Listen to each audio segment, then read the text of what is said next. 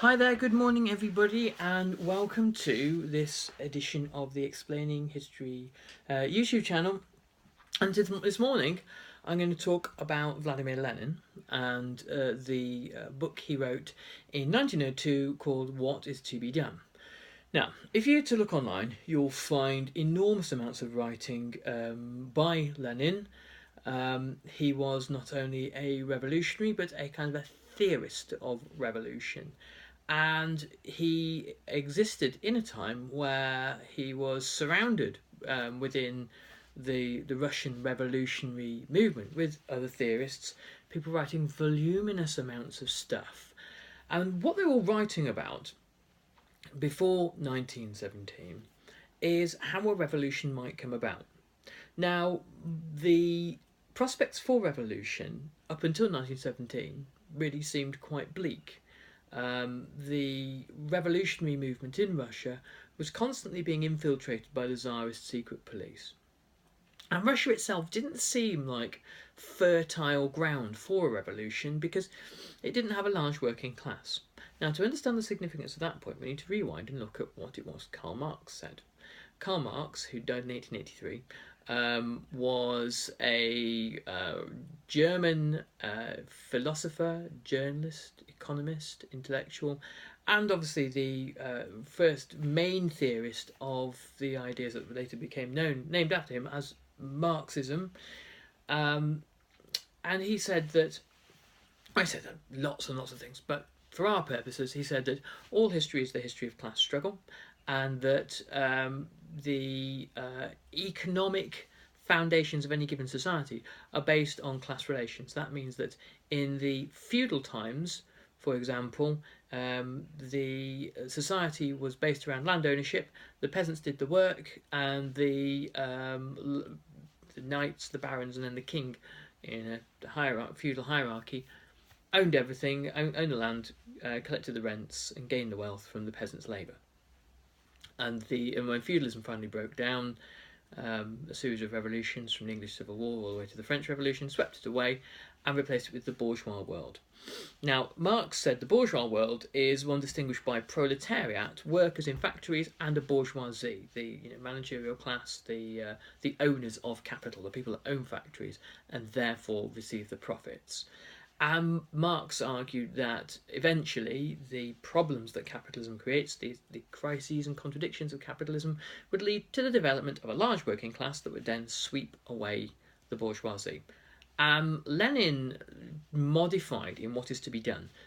Lenin modifies these thoughts. Lenin says, well, in Russia it's different.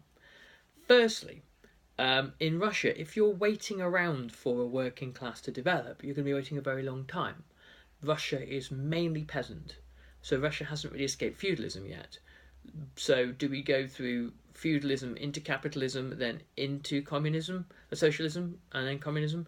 No, we can't do that. It's going to take too long. And if it takes too long, the Tsar will figure out that there are ways of taking the sting out of revolutionary movements. Principally, what the Tsar will do, Lenin argued, is that he'll get smart. He'll decide that he needs to find jobs for the middle classes within Russia. And the middle classes are where most of the revolutionaries come from. The angry, disaffected middle class students who can't find any role within Russian society because one doesn't exist for them, and so they're drawn towards revolutionary movements. Lenin said, the moment the Tsar figures that one out, we've had it, and you'll get naturally a generation of revolutionaries that will gravitate over to the other side. They'll be co-opted, and there'll be a place for them, and there'll be no revolution. So instead of waiting for the working class to emerge, and then waiting for the working class to get its act together, which Lenin said it won't. Instead, we need to create a vanguard party, a small, dedicated, conspiratorial, secret, elite party that will seize power on behalf of the working class. Now, that on behalf of is the crucial bit. We're not going to wait for the workers to do it themselves. We know what they should want, what they should have, what is good for them. we will seize power on their behalf, and then we will build socialism in Russia.